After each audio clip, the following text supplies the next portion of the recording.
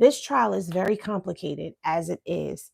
And so, sitting in that courtroom, listening to all the stuff that is going on, there has been days when I have walked out of that courtroom feeling like a dark energy.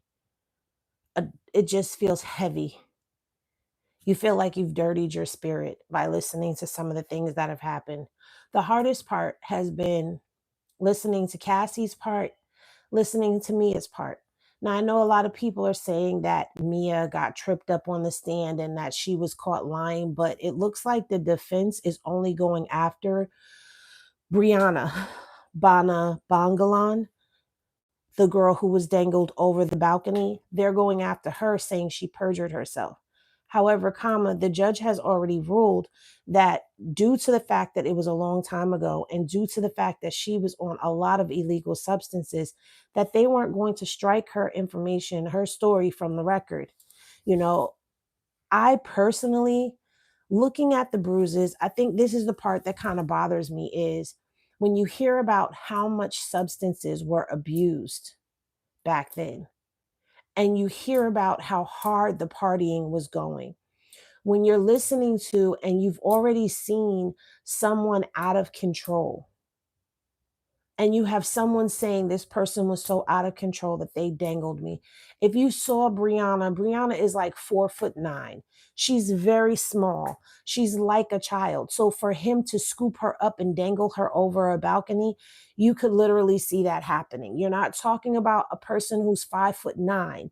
You're not even talking about a person who's 5'5".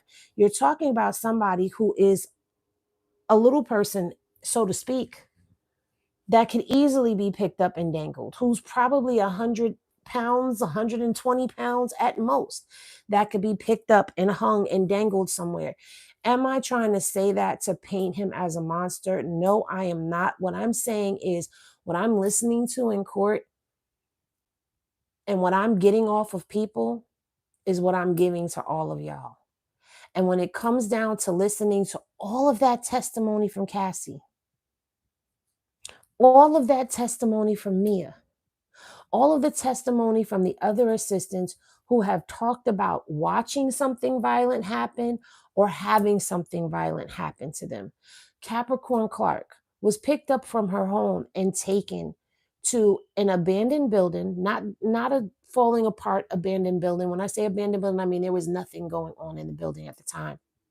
And like she said, the building was like in between somebody moving out and somebody moving in. The floors weren't finished in there. So, it was a building, but it wasn't like a dark and creaky floor type of building, but it was not being used at the moment. It would later become the headquarters for Bad Boy and Sean John, but she's picked up by security, by D-Rock, driven to this building. She goes inside with him. Someone locks the door from the outside after they go inside. He takes her upstairs and she gets strapped to a lie detector test for 5 days. She goes through this process of going through a lie detector test. The first time that she was picked up and taken to that building, she had no idea where she was going. Now, you may not consider that kidnapping, but don't you find that a bit suspicious? Then you have the incident where Diddy shows up at her house with the pew pew. And while he doesn't point it at her or put it to her head, the presence of that weapon there is enough to make her, even though she said she didn't want to, it's enough when he says he don't care what she wants, she gonna come. It's enough to make her get up, get dressed, and go with him. And then the whole time that they're driving to Kid Cudi's house, the is in his lap. That's intimidation. And that's taking her against her will when she says that she don't want to go. That's what that is. That's kidnapping. Then you have the police detective or officer that testified to a Bad Boy black SUV, same car that Capricorn Clark testified to, outside of the home of Kid Cudi when they get a call for a break-in. That lines up with the kidnapping. The arson thing, you can't really say, but it's speculated. And why are you talking about all of these things, Henny? Because I'm looking at all of these things and I'm lining these things up. And this is the stuff that people don't want to talk about. They want to talk about how the defense destroyed this person on the stand, or how this person said this, and ooh, listen to this, what happened. Let's look at what the facts are. And the sad part about it is, I don't want to see this happen to Black legacy. I think it's sad. I think even with R. Kelly, the destruction of that legacy was sad. And when I say sad, it's sad in a sense that this power, this fame, the levels and devils that people have to go through in order to get to levels of excess, allegedly, behind the scenes. It's sad because I think about us as a people. I think about us as a culture. And I think about how R. Kelly's music was staple in our lives, the soundtracks to our lives. Do you understand that? When people talking about mute R. Kelly, take his music away. You're taking away soundtracks to people's lives. My oldest daughter in there, half on a baby, that's her. Half on a baby. Uh-huh.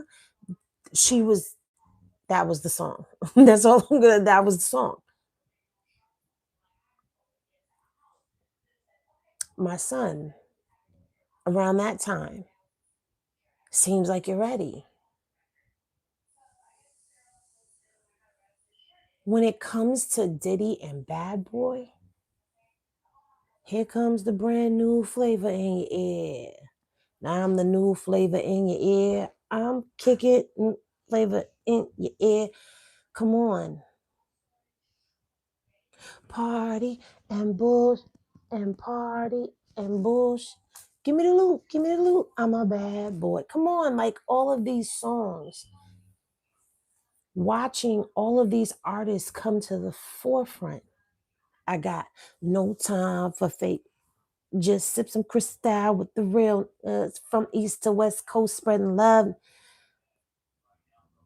All of the songs, like you could literally put your mind on a jukebox and play song after song, hit after hit, things that made us dance, things that were a part of our lives. Now you think about all that greatness that we were seeing accomplished. We all up in it, only for us to come years later, 30 years later, 25 years later, whatever, and boom. In the midst of all of that, we heard about a lot of the stuff that was going on behind the scenes. Wendy Williams, while everyone wants to say, I'm the first, if it wasn't for me, I'm the first. And if it wasn't for me, okay, Wendy Williams, Wendy on WBLS here in New York, she was the first. She was the absolute first. Wendy is who blew the whistle on Diddy. The first one to put his stuff out there, to expose things to us, expose parties and little things that were going on, right? But we ignored it. We ain't paid no mind because we didn't have no proof. We didn't have the internet. And Wendy got blackballed from New York radio and pushed all the way out into Philly.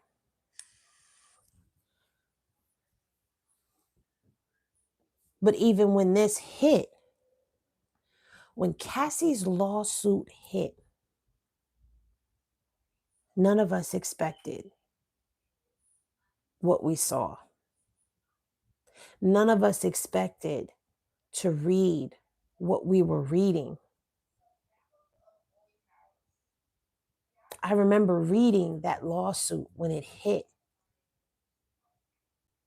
and saying, oh my God. And then he settled the next day. And that settling of it the next day raised eyebrows everywhere. Everybody's eyebrow was raised. Everybody. If you're saying your eyebrow was not raised, you're lying. You are a liar, and the truth ain't in you in that moment. We all was looking sideways. Who the hell settles a lawsuit that quickly? And then his homes get raided and he's under federal investigation, and we're all sitting back like, what the hell is going on? Are they arresting Diddy over Cassie's lawsuit? Yes. Yes. Because the things that were detailed in that lawsuit, yes.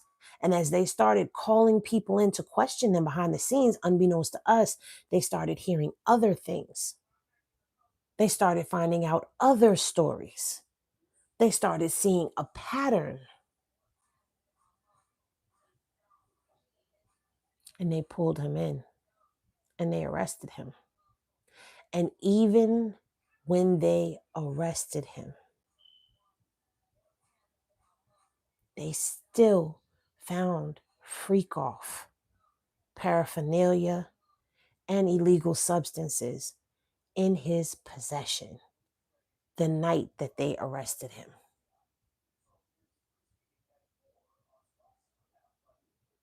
And then we hear from Jane.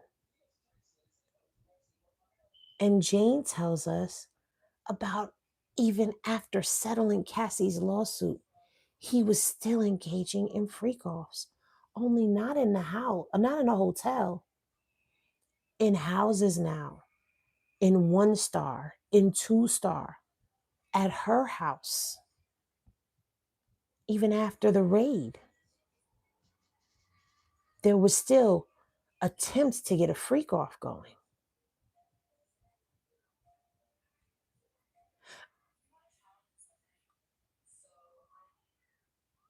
I listened to George Kaplan. I listened to Capricorn Clark. I listened to Mia. I listened to some of Jonathan. Those are people that worked for him.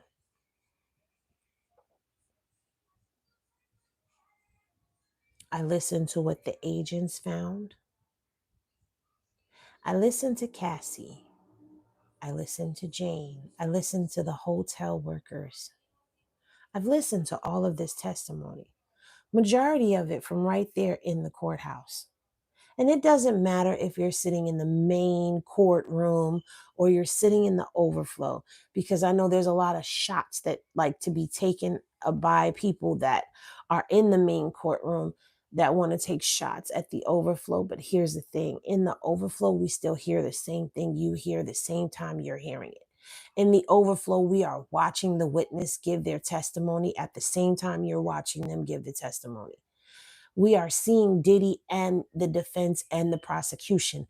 The difference between the overflow room and the courtroom is that in the courtroom, they get the back of everybody's head, or they get a side profile of Diddy and the prosecution and the defense team when they're up there doing their thing. And they get to see the jury and they get to see the judge. Down in the overflow room, you know what we get? A full frontal view. So we're not looking and peeking around to try to see what Diddy is doing. We're looking right at him. If he's big on the screen or small on the screen, we're looking right at him. We're looking right at the face of the defense. We're looking right at the face of the prosecution as they're questioning the witness. And you know what? We've got a full frontal view like this of the witness. We see the witness like this when they're on the stand. We're not way back in the room. We see them clear as day. So to me, there is no difference from the big courtroom to the overflow room because we're still getting the same information. It's a matter of views and perspectives that you're getting. Now, some people want to know what the jury is doing. So yeah, main courtroom it is. But if you want to hear the facts of what's being said in the case, if you want knowledge of it, it's not going to matter where you get it from.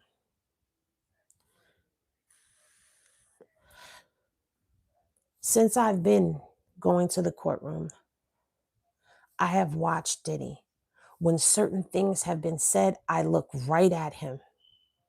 I watch his body language. I look and I can tell you, I'm like, he's about to write a note. I say it in my head, he's about to write a note. And sure enough, he will grab for that pad, he will jot a note down, and he will pass the note. And when he passes the note, I watch the attorney. Sometimes when he passes a note, the attorney, Mark Agnifilo, who to me sounds a bit like Porky Pig because he stutters when he talks. Look at the note, look over at him, look back at the note, and then write back. I've watched him pass notes to Alexandra Shapiro. I've watched him pass a note to Teeny Garagos.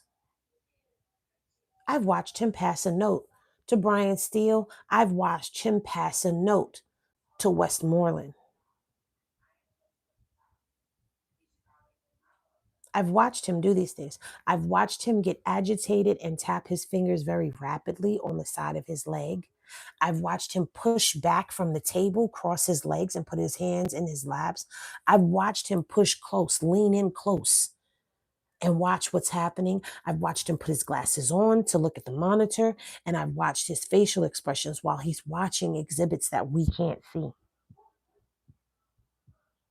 I'm watching him to see his reactions to things. And I'm absorbing all of that in. And you want to know what's going through my mind while I'm watching him? Damn. Is this the end of the era of Bad Boy? Are we watching the downfall of Bad Boy? Because I don't just look at it as Diddy.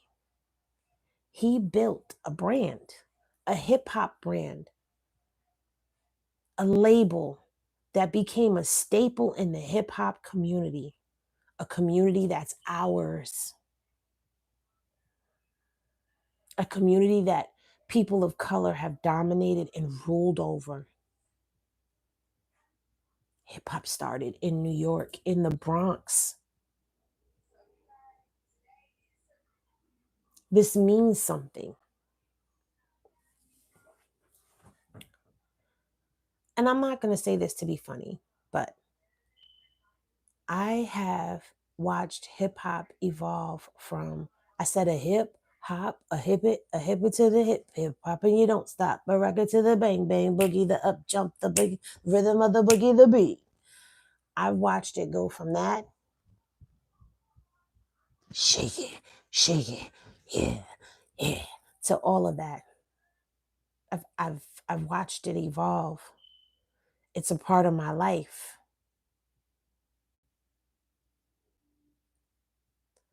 Bad Boy was just as much, or is just as much, a staple in hip hop as Def Jam,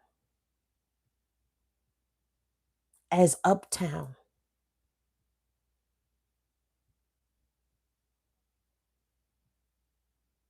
Uptown wasn't really rap though, but y'all get what I'm saying.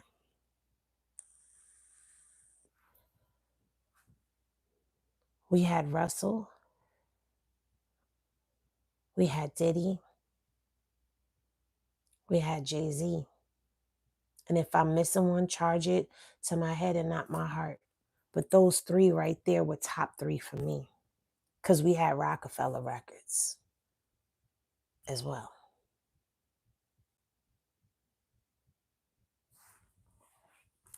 I'm not going to get into all of the Aristas and Columbia, and I'm not getting into all of that. And the only empire that has not been touched has been Rockefeller Records. That's the only one. Russell has cases against him, and he's in Bali, where he can't be extradited from. Or you know what? Russell Simmons may have been the first one that we saw. But it's Diddy. And I'm not saying that to get into conspiracy theory. So please, let's not conspiracy theory, because that's not what I'm talking about right now. I'm talking about how we're watching something that was greatness to us crumble. And I'm trying to process it.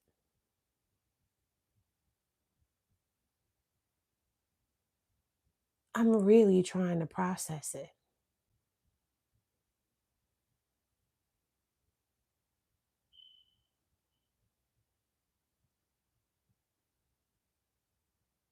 This case, hell yeah, it's a bag. It's a chance to go up. If you've never gone up before, it's a chance to go up.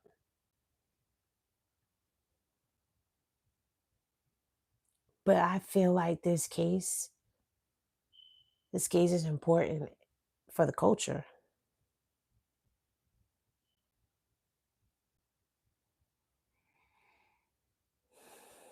Now for the heavy part. I watch people say things like, this ain't a RICO, it's just domestic violence. Nothing that he did was against the law. Last time I checked, you can go to jail for domestic violence. And while it's not a federal crime, it's still a crime. That statement, though, is so dismissive and disrespectful. As a survivor of domestic violence, it's disrespectful. I bear scars on my body and in my body and in my mental from domestic violence. Thank you for the Cashapp. I appreciate you. And I feel like that's insensitive to a lot of victims to just make it so passive. While you may not see a RICO, and I'm not knocking nobody who says, I don't see the RICO, ain't no RICO. That's fine. If you don't see it, you don't see it. And I'm not here to convince you. I'm no longer going to try to convince anybody to see where the government is going with all of this and why it is so important to pay attention to how this RICO is being built, because we could end up in a RICO unknowingly, or we're going to see RICO starting to be charged like this in the future. Because there's a lot of things, a lot of predicate acts that go into the racketeering. People are stuck on for profit. It doesn't always have to be for profit. It can be for personal gain. It says for profit or gain. Profit or gain.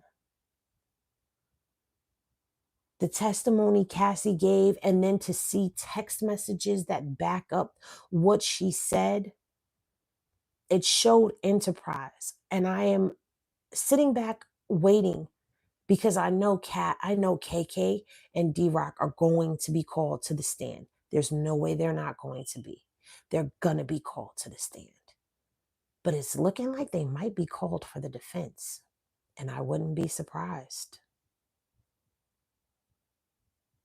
The trial isn't over, you guys. I can't say I feel like he's innocent or guilty. So I can't give you that.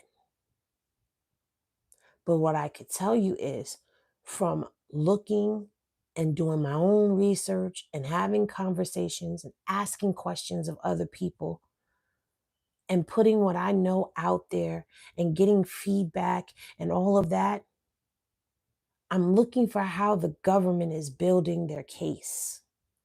And I see it. I see how they're building their case. And those of y'all who have been here following this from whatever point you found my channel, y'all see how I'm seeing it, how I'm breaking it down the way I'm breaking it down. Even yesterday, when I was talking to Jaggy, she was like, most people have most opinion and all of that. I'm breaking it down with facts, and I am. And it's important to me because I don't see Diddy being the last. Pick up what I'm putting down. I don't see him being the last. I see others coming.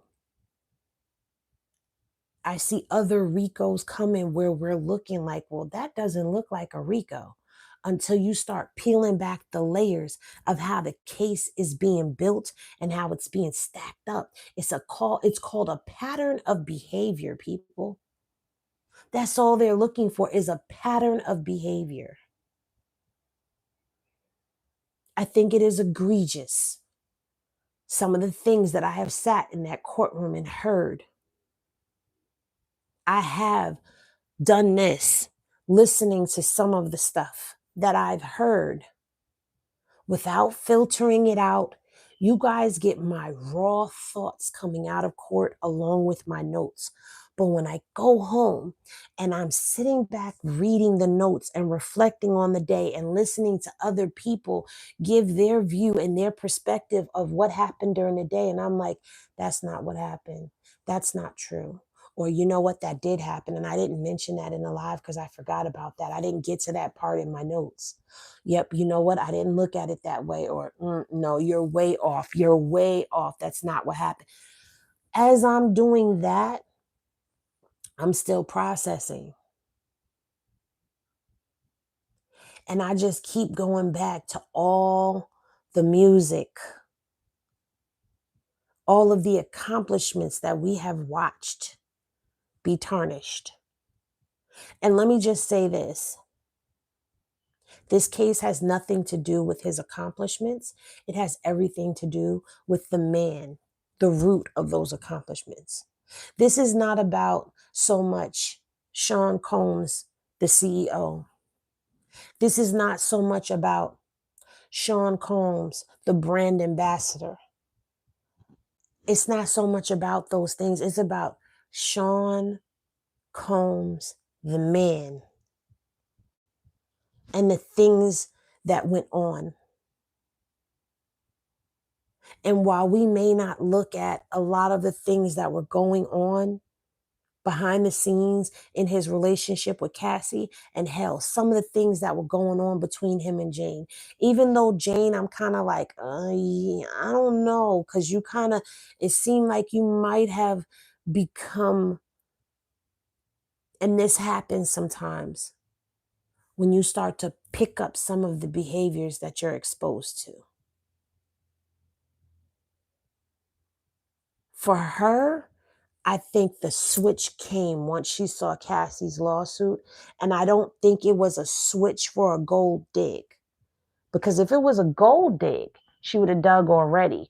And that $100,000 a year that she asked for was $100,000 a year that she dealt with what she dealt with from him, going into them hotel nights, sitting up, waiting for him, making herself available, keeping herself freak off ready at the drop of a dime. She was asking for $100,000 per year. So that means she wanted $300,000. She wanted $300,000 for those 3 years that she was with him. She wanted her rent paid for 2 years, and she asked for $450,000 for her pain and suffering as well. And she asked for the wages, her potential wages, to be paid. Now, why did she do that? Because Diddy asked her to give him a number. In the midst of them going through something, and this was after Cassie's lawsuit, they're going back and forth, and he tells her, give me a number. Because I don't want you in a situation that you're not comfortable with. So give me a number, so we could move past all of this. And she gave him a number after he hounded her to give him a number. See, that's the part that y'all aren't getting, is that he hounded her for that answer. He asked her that question. She did not answer it that night.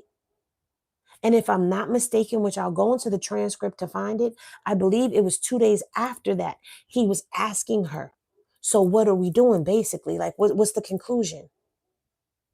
He wanted the number. And then she gave it to him and he flipped on her. But Jane has never filed a lawsuit. And while people keep saying yet, she hasn't filed it yet, that's because that's what the defense said, that she hasn't filed one yet, but she hasn't filed one. And if she does file one now, then she files one now is how I feel. And she's going to have to go into court and prove all of this stuff all over again. And then maybe more stuff will come out because there's a lot of evidence that is not being let out as well because they feel it's prejudicial.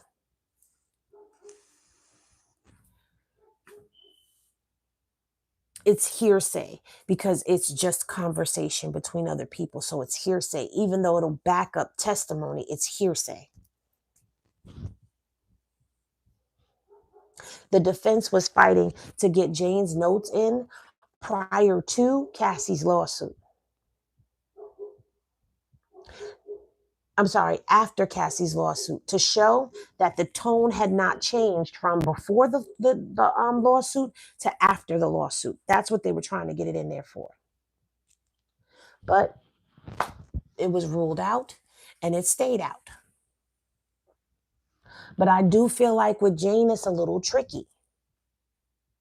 Because I feel like her finding out that not only was she not the only one in his life, but that she wasn't the only one that he was sharing this part of his life with, that he had shared this part of his life with somebody else, clicked something inside of her and made her pissed off. Because guess what? After that lawsuit, the whole thing with the give me the number and all of that stuff, Jane had started backing away from him, putting space between them, saying she needed time and she needed to get closer to God.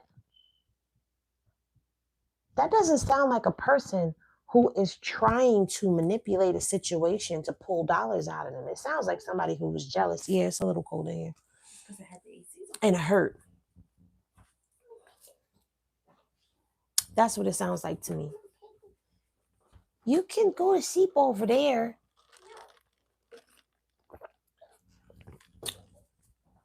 And I can't see y'all comments. So I can't see what y'all saying.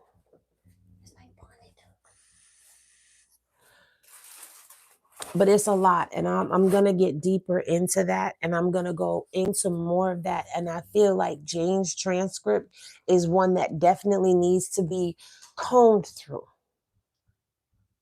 with a fine-tooth comb, because a lot of narratives are being spun and a lot of things are being twisted around. And I'm sitting and listening intently. I'm not just listening to the prosecution. I'm not just listening to the defense. I'm listening to both sides. That's the difference. I'm listening to both sides. But my focus right now in my notes, it seems to be more on prosecution and a little bit of the defense, because the defense is taking what the prosecution said and making that majority of what they're trying to build. You know, they're trying to catch them in a lie or catch them in a story. And I do put that down in my notes. If something changed or altered or any of that, I put that in my notes. Now, when the defense comes up, my notes will be more defense driven. Why? Because that's their witness.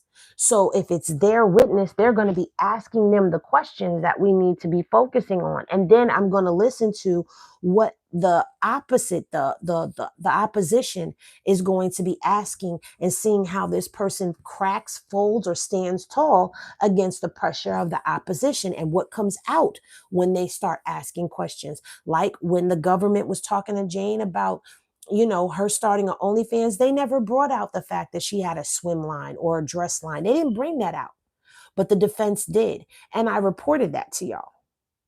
So the bias is not there when it comes down to that. But the one thing that I will say that this channel will always stand on is you are not going to be able to come on my channel and bash anybody that is a victim until they are proven to not be one. beyond a shadow of a doubt. I don't victim bash. I don't victim shame. I don't do any of that over here. So I don't like when people do that or try to discredit someone's story when we weren't there, so we don't know what really happened. We weren't even a maid that came in after the freak offs cleaning up the rooms. So all we have is what they are giving us. That's it.